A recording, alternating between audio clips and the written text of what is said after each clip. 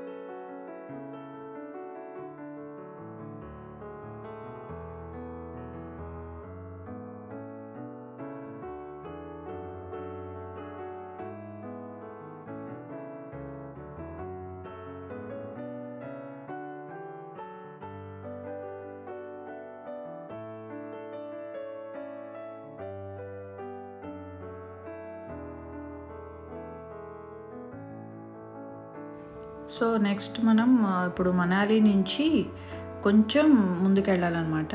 అంటే మేమున్న హోటల్ నుంచి అది కొంచెం ముందుకెళ్ళాలి. సో మేము ఉండేటప్పటికి వాయు రిసార్ట్స్ అని హోటల్లో ఉన్నాము. ఇది అక్కడ మీరు చూసారు కదా క్యాంప్ ఫైర్, అది అక్కడే. సో అక్కడి నుంచి మేము మార్నింగ్ అరౌండ్ 8 o'clockకి స్టార్ట్ అయ్యామన్నమాట.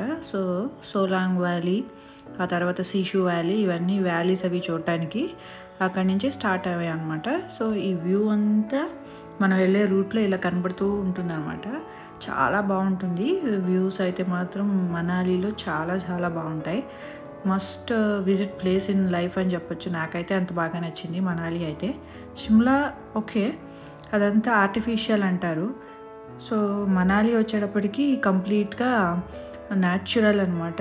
న్యాచురల్గా ఫామ్ అయింది అక్కడంతా ఉంటుంది. ఇవన్నీ యాక్స్ ఇట్లా ఉంటాయి అన్నమాట. ఇక్కడ యాక్ రైడ్ కూడా ఉంటుందంట, కాకపోతే మాకు అంత టైం లేదు, మిస్ అయ్యాము. యాక్ రైడ్, హార్స్ రైడ్ కూడా ఇక్కడ సోలాంగ్ వ్యాలీలో ఉంటాయంట. మేమైతే ఇక్కడ దిగలేదన్నమాట. యాక్చువల్గా సోలాంగ్ వ్యాలీలో ఈసారి స్నో లేదంట, ఇంకా లేట్ అయింది అంటున్నారు. మేబీ జనవరి ఎండింగ్లో కానీ అట్లా రావచ్చంట. సో ఇప్పుడు మనం సీషూ వ్యాలీకి అని వెళ్తున్నాం అనమాట. ఇంకా చాలా పైకి వెళ్ళాలి, కానీ అది అలా ఇక్కడ స్నో లేకపోవడం వల్ల మేము ఆ పైకి వెళ్ళి అదంతా చాలా బాగా ఎంజాయ్ చేసామన్నమాట. లేకపోతే యాక్చువల్గా మా ప్యాకేజ్ వరకు అయితే మాత్రం ఓన్లీ సోలాంగ్ వ్యాలీ వరకే ఉంటుంది. కాకపోతే అక్కడ ఏం లేదు కాబట్టి మనకి నెక్స్ట్ అవన్నీ పైకి తీసుకెళ్ళి చూపించారనమాట. అది బ్యూటిఫుల్ ఎక్స్పీరియన్స్. సో మీరు కూడా చూసేయండి.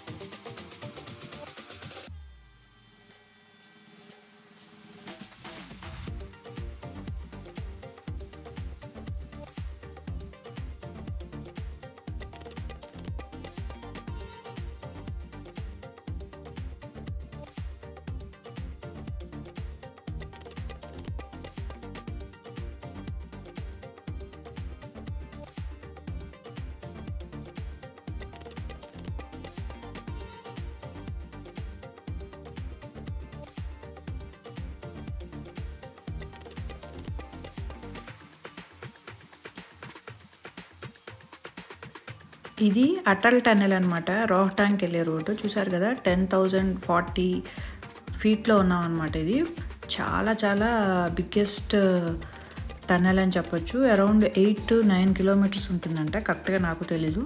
సో వాళ్ళు చెప్తున్నాను అనమాట. అక్కడ ఉన్న మనకి డ్రైవర్స్, గైడ్స్ ఉంటారు కదా, సో వాళ్ళు చెప్తున్నాను. చాలా చాలా బ్యూటిఫుల్ టన్నెల్ అనమాట.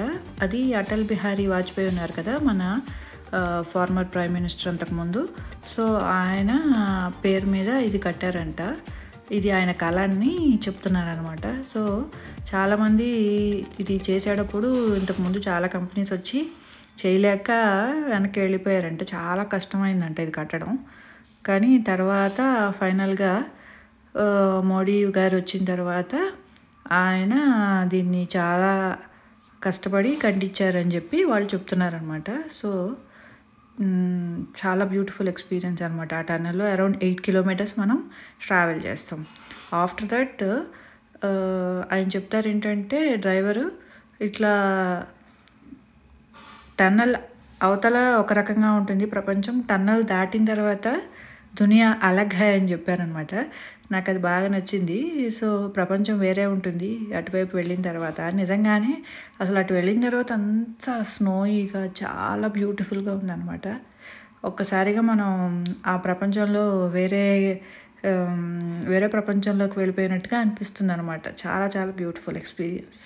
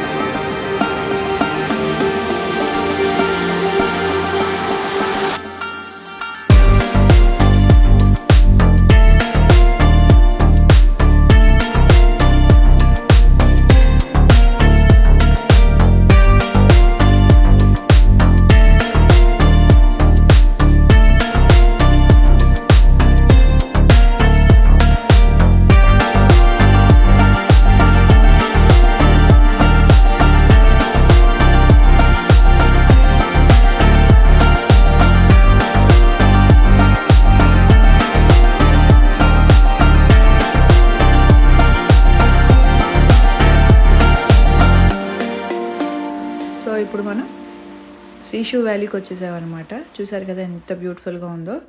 ఎక్కువ మంది ఇక్కడికే వస్తున్నారనమాట. మధ్యలో కొంతమంది దిగుతున్నారు కానీ అవన్నీ సేఫ్ ప్లేసెస్ కాదంట. ఎక్కడైనా స్కిడ్ అయి పడిపోవచ్చు, అవి ఐసెస్ బ్రేక్ అయిపోయి పడిపోవచ్చు అని చెప్తున్నారు. సో ఇది సేఫ్ ప్లేస్ అనమాట. స్కీయింగ్ కానీ అలాగే కొన్ని యాక్టివిటీస్ అలాంటివన్నీ మనం కింద ప్యాకేజ్లో వాళ్ళు కార్లో పంపిస్తారనమాట. మనకి పైకి డ్రెస్ ఇవన్నీ కూడా వాళ్ళే మనకి కింద ప్యాకేజ్ మాట్లాడుకుని మనం పైకి రావచ్చు.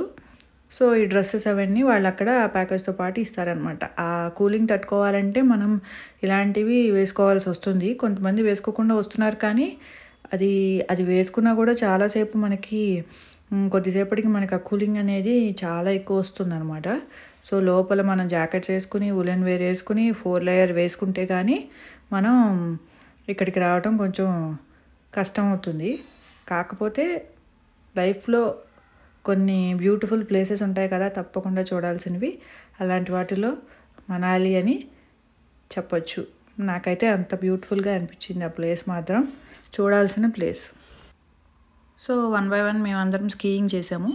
వాళ్ళు హెల్ప్ చేస్తారనమాట. మనం గైడ్ సహాయం లేకుండా చేయాలంటే చాలా కష్టం. అవన్నీ ఎక్స్పీరియన్స్ ఉన్నవాళ్ళు ఆల్రెడీ చేసేవాళ్ళు అయితే పర్వాలేదు కానీ లేకపోతే కంపల్సరీగా మనం కింద ఇప్పుడు మనతో పాటు వచ్చే డ్రైవర్ మనకి హెల్ప్ చేస్తారనమాట మన కింద ప్యాకేజ్లో.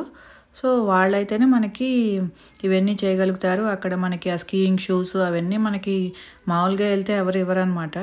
చాలా టైం పట్టేస్తుంది. అదంతా మనం వాళ్ళ ద్వారా అయితేనే మనకి ప్రాపర్గా అన్నీ కరెక్ట్గా జరుగుతాయి అన్నమాట టైం ప్రకారం.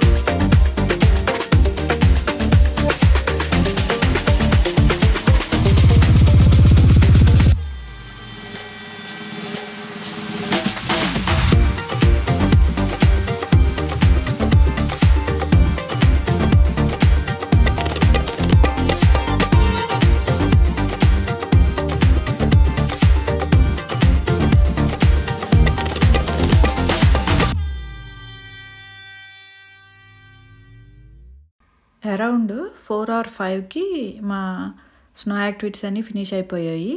స్కీయింగ్ అండ్ సమ్ అక్కడ స్లైడింగ్ యాక్టివిటీస్ అవన్నీ ఉన్నాయన్నమాట. సో అవన్నీ ఫినిష్ చేసేసుకుని నెక్స్ట్ మాకు జిప్ లైన్ యాక్టివిటీ ఉందన్నమాట. ఇవన్నీ మనం కింద ప్యాకేజ్ తీసుకుంటాం కదా వాటిలో ఉంటాయి. సో అక్కడ 2 కంప్లీట్ చేసుకున్న తర్వాత మేము ఇట్లా జిప్ లైన్ యాక్టివిటీకి వచ్చాము. ఇది చాలా చాలా beautiful experience. Longest zip line అనమాట అక్కడ ఉన్న వాటిలో అని వాళ్ళు చెప్పారు. సో చాలా బాగుంది. ఇది కపుల్ రైడ్ అనమాట. సో నేను మా హస్బెండ్ ఇద్దరం కలిసి ఈ జిప్ లైన్లో వెళ్ళాము. చాలా చాలా బాగుందనమాట. Beautiful experience. మస్ట్ ఎవరైనా అక్కడికి వెళ్ళినప్పుడు తప్పకుండా ఈ యాక్టివిటీస్ ట్రై చేయండి. మేము ఉన్న వాటిల్లో కొంచెం రిస్క్ తక్కువ ఉన్నవే చూస్ చేసుకున్నాము. మాకు చాలా భయమనే అనమాట. కాకపోతే ఏమీ లేకుండా ఎంజాయ్ చేయడానికి ఏమి ఉండదు కదా. సో కొంచెం ధైర్యం తెచ్చుకొని ఇలాంటివన్నీ కొన్నైనా చేస్తే మనకు కూడా మెమరబుల్గా ఉంటాయి కదా. సో అందుకని ఇలాంటివి చేసామన్నమాట.